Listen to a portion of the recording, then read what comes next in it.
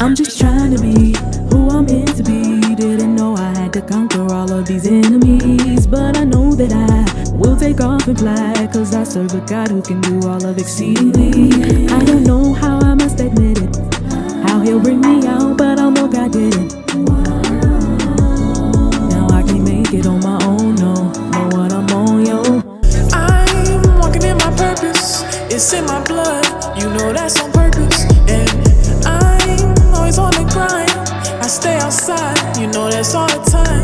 And when you come to me and complain, I'm like, have you ever had to walk again? You know this pain. All those times I wanted to give up, but my purpose wouldn't let me. You think I really care about a hater? I ain't gonna let nobody stress me. I'm really God's child, I couldn't run from this blessing. If they turn their back, never give up, that was the lesson. It ain't no question, I ain't gotta guess about it. I know he worthy, I'm on my knees praying again. I be up early, like God, thank you for getting me out of this situation again. You done blessed me again, I can't thank you enough. You bless my family too. So with us on Stool Talk today, we have with us a special guest. Here on Stool Talk, we walk in our purpose on purpose, and today's guest is definitely walking her purpose. She's excelling on the track and in the classroom. Great character, great teamwork, great dedication, hard work. This is one I've been really trying to get for a long time, just watching her as she's bringing the Bulldog track program, her and her teammates back on the up and cuss, and she's a name to be reckoned with. Today we have with us the one, the only Miss Rhianna Davis. How you doing today? Good, how are you? I'm doing good. Man, the track season is coming. We're getting into the ends of it. You've been doing, great all season. Where did this track journey for you start? How old was you, and was track even your first sport? I started track in sixth grade, but it's a part of my family, so it was kind of always like in the mix. I wouldn't really say I started with just track. I started playing basketball as well, but I started really focusing on track this year. That's when I Okay. really just track So on. this track year, so you've been doing all this, breaking records and getting it in, and you just started. Sky is definitely the limit. How has it been like when you had found out you broke school records? I mean, the great Brenda Moorhead, which is my uncle's sister, legend, ran in the Olympics, like you breaking records, you on the board with her and other great runners in school history. How did that feel as you was getting to those records? It really didn't feel real at first because it's a long process, a lot of trials and tribulations. But it feels great, especially to be able to share that with my family and my teammates as well, because it's one thing to break records, but to be able to share that joy with a team and be happy, that's awesome. Yeah, and your best friend running track and he's breaking records and he's doing his thing. How was the competitive nature in that? Do you push him? Do he push you? Do y'all collab? Like, what is the motivation behind that? It's a little bit of both, we joke around here and there, so it's fun. We have a little saying, it's kind of like a curse. If one doesn't make it, the other make it. So we try to push our hardest at practice and at the meets. Yeah, yeah. What could you tell us that helped you as far as this point, you excelling and you getting better and being the athlete that you are to this day? Uh, I started, to become disciplined. I noticed and realized that it's gonna be a lot of stuff, especially in college. It's gonna be things that I can and can't do. So I started to really focus on that, so I can kind of get used to it as the time goes on. So stuff like Yeah. that. How do you mentally prepare yourself before a race, being that you even in big stakes, high stakes race right now, and that's got a lot of meaning? How do you prepare yourself for them? Are they the same as other races, or is it the higher the stakes, the more that you be disciplined and that you need to train? The higher the stakes are, the more that I have to be disciplined and trained. I also pray a lot before my races too. So I tend to talk to myself a little bit when I'm nervous, and when I'm about to get in the blocks and stuff like that. So yeah, and then also I like to imagine myself running. I'll zone out a lot and people think something wrong with me, but it's really just me imagining myself running. But that's what the greats do. Both of those things that you said, and I'm happy that you said that. And I'm even much more happy that you said that you pray a lot and that, you know, um, I want to know, is it a scripture? Is it a saying that you use when you go out there on the track? Mine used, because I used to run track, I used to play football and basketball. Mine was, I can do all things through Christ who gives me strength when I'm nervous or, That one. when I'm anticipating. What's your go-to scripture? What's your go-to saying?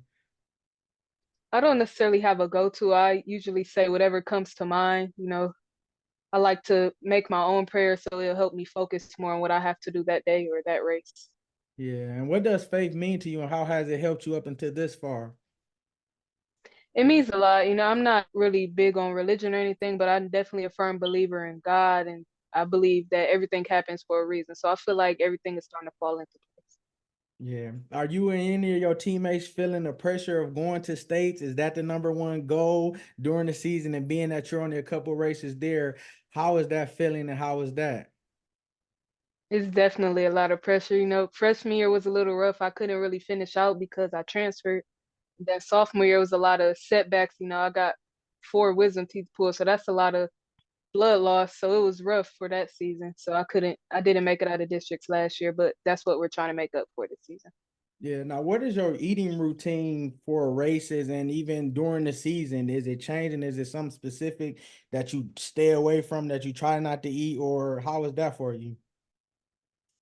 During the season, we try not to eat a lot of fried foods. We usually eat more healthy stuff. And then, the week of the meet, we try to focus on carbs and protein. But I also eat during lunch, I eat salads. I don't usually eat what I usually do during, say, the summer or the off season. So definitely eat healthier. Definitely a change in my diet. Okay, what is the go-to post game after a great race that you done won? What is the go-to meal or dinner that you get? Definitely a burger. I love eating burgers after a track meet. Yeah. How do you balance academics, especially during the competitive track season? You're killing it. Don't you got a 4.3? Yes, Yeah, how do yes, you I do. balance that? And I mean, because you're still a teenager, you still got schoolwork, you still got family, and you got sports, but you still killing it inside the classroom. How does that feel, and how do you balance it? It's very rough. It's very, very rough, because I take college classes as well. So I go to school and I'm also a tutor. So I go to school and then I tutor after school. Then I go to practice. Then I have to do homework when I get home. So it's just a lot of time management, still having to make sure I get rest as well. So that's very, very rough. Yeah. Um, what do you do to help you maintain, and can you tell the youth and for track runners that's trying to get better to help you with your running? Is it you do you focus on your form? Is it your block start? What can you do to try to get better at that if that's where you're struggling at? Definitely my form. That's definitely been something I've been struggling with ever since I started running track. I used to, run on my heels. It sounds weird, but I used to struggle with that. So I definitely focus on my form when I'm running. That would be the main thing. Yeah. And what does family mean to you? I know you come from an athletic family, and how has them motivating you and helping you up into this far meant to you? Family means a lot to me. I like to think that I'm living up to a legacy and keeping that legacy going. So thinking about my family and when they speak to me and they're all hearing that they're proud of me during my races, that is very important. Yeah, Helps a lot. your mom ran me, your dad played for UT, correct? Yes. Okay, yeah. So definitely and I had seen him. I was trying to think of the timelines because I had interviewed Mel Long who went to Scott and he went to UT, but I think he might have been like an upper class when your dad first got there, or might have even been leaving. How do they push you being that they know the best that's inside you, even if you don't see it, or they know no, you can do a little bit more? How has that been with them pushing you? And speak to other youth that got family members that play sports and that's coaching them and that's pushing them, and they might think, man, my mom, my dad too hard on them. Speak to them how you handle it, and how what's the best way to do it because you're being successful and it's working for you. It's very rough, especially with them being my coaches as well. So that's more pressure on top of that. But it gets frustrating at times, but then I realize I'm doing this for a purpose. I'm here for a reason. So sometimes you just have to really deal with it. Yeah. It's very rough though. Who are the track athletes you look up to or compare your running style, or who are some that you find that are great runners? Sydney McLaughlin and Allison Felix. Those are my two favorite athletes for sure. Yeah. Is it any particular schools that you want to go to, or are you going to go to the one that best fits you and give you the best scholarship? My number one school right now is University of Georgia. I want to go more down south, Georgia, Kentucky, maybe Florida, Texas, that route. Yeah. Um, what would you say to a teammate that might be down on on themselves after a race? Maybe they false started, maybe they just ain't run their best. What would you say to them? This actually happens to me quite a bit. They all come to me. But if it's after race, first thing I ask them, do they feel that they did their best and that they ran to the best of their ability? And I say, if you feel like you ran your best, then that's all you can do. That's life. Life comes with wins, comes with losses. So you just have to think about that and move forward. Yeah. That's what I think. What type of leader would you say that you are? I see you lead vocally. Do you lead with your performance as well? Yes, I would definitely say that, especially with my teammates, they see the things that they do and they think, oh, maybe this will help me get better. So they start to do that as well. Yeah. What are your goals far as next year? Being that you're already consistently, going up and elevating in school and on the track, do you have a goal that you hadn't completed yet or that you haven't accomplished yet? Is it things that you want to do that's coming up? Yes, I definitely want to get on a podium at states this year. I haven't done that yet. I definitely want to win states one of these years. Definitely this year or next year. That would be great. I definitely Yeah. want to win states. That's probably my biggest goal right now. Yeah. And what would you say to the youth that might be struggling with playing sports and struggling with worrying about their identity, trying to fit in and trying to, do both when you really can't do both? What would you say to that? I would say always be yourself and definitely trust the process. It's a long process. I've been running track for about 5, 6 years now, but it's gonna be a lot of trials and tribulations. That's gonna be the main thing. You're gonna want to feel like you want to give up, but you have to remember your goals, and that pushes you. And make Yeah. sure you have a good circle around you, people that really want to see you be great. Yes. What keeps you grounded and keeps you humble to think about the main thing? What keeps you grounded and what keeps you focused? That's a good question. Definitely my family plays a big part in that.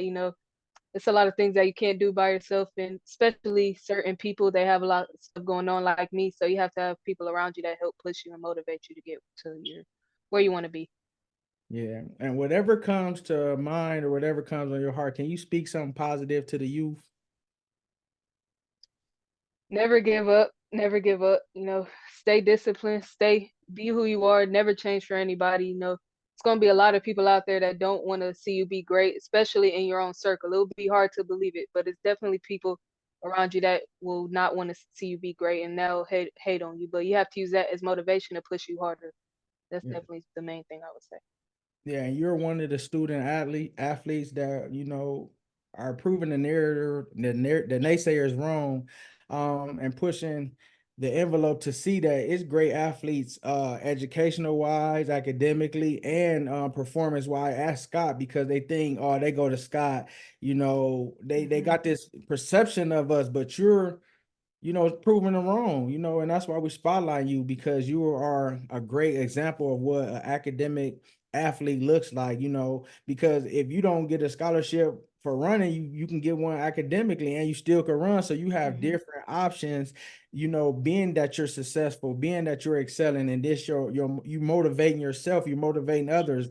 This is why we do this spotlight. It's people that look at you at them races and they say, I want to run because Rhianna running. I see her. I want to, they want to do that because of you. So we're spotlighting you for all your hard work. We wish you well. Good luck going down to the States, getting there. We believe that you're gonna do it. I know you believe in yourself as well as your parents. Continue doing the hard work and you running multiple events. That's was when I seen that the other time you ran like 4 events, 12 minutes in between. I'm like, oh man. So, It I was know rough. it take a toll on you. So you have to be really mentally focused. So this is a big week for you coming up. How would you prepare? How is your training gonna be, being that you need rest, but you still got to go hard, because of the big race going up? So how would that look for you? It's a little easier now since that I'm only doing the 100 and 200 and not the hurdles. So what we'll do is like tomorrow we'll have a real workout, and then Tuesday it'll be more like block work and technique since we have regionals on Wednesday, and then workouts get a little easier now that states is coming up within this next 2 weeks. Okay, last couple questions. Is it like I know in other sports like basketball or football, you watch film, you watch your opponent, being that you know who you running against because you know, right? So do you look at their Hmm. times and know like, okay, this person's time, this is this person's time, so this is what we need, or you just do everything technique wise and it's like I just gotta win the race. How is that being scheming wise, schematically? How is that? It's a little bit like basketball. You watch film, you study your opponents, especially since I've been running against some of these people ever since I started running in high school. So I study them, I study the times as you said, and I say this is where I need to be to get to where I need to go. But I also, since I know where I need to do to qualify, like top four for districts and then top four at regionals go to states. I also think I'm just gonna do this here and then I'll focus on winning states when I get there. So it's the top four in the next couple of meets that you gotta be. Hmm. Okay. Top four, top four from districts makes it to regionals, and then top four from regionals make it to states. Okay. Yeah, we got you. You can do it. You can do it. You can do it. We got you. We thank you. We appreciate you for this time. We're going to be following you. We're going to be rooting you on and wishing you the best of luck. And it's been great. Thank you. Thank Thank you. you.